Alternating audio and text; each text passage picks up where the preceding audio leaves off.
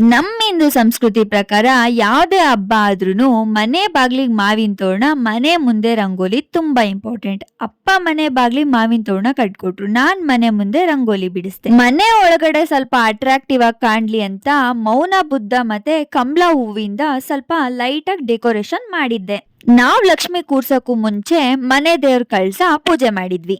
ಲಕ್ಷ್ಮಿ ಕೂರ್ಸಕ್ಕೂ ಮುಂಚೆ ಗಣಪತಿಗೆ ಪೂಜೆ ಮಾಡಿ ಯಾವುದೇ ವಿಘ್ನ ಬರ್ದಲೆ ಎಲ್ಲಾ ಪೂಜೆನೂ ಚೆನ್ನಾಗಾಗ್ಲಿ ಅಂತ ಬೇಡ್ಕೊಂಡ್ವಿ.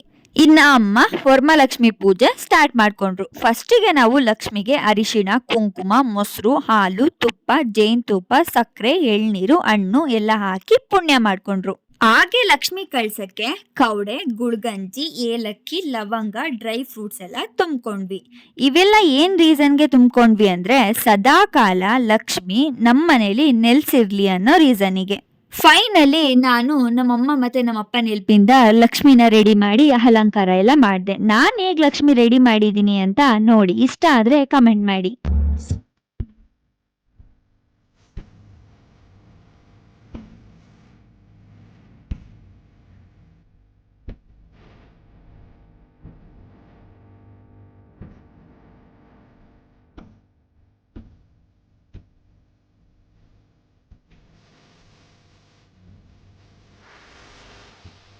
ನಮ್ಮನೆ ಲಕ್ಷ್ಮಿ ರೆಡಿ ಆಗಾಯ್ತು, ಇನ್ನ ನಾನ್ ರೆಡಿ ಆಗ್ಬೇಕು. ನಮ್ಮನೆ ಪೂಜೆ ನಿಮಗೆ ಇಷ್ಟ ಆಗಿದ್ರೆ ಲೈಕ್ ಮಾಡಿ, ಶೇರ್ ಮಾಡಿ, ಫಾಲೋ ಮಾಡಿ.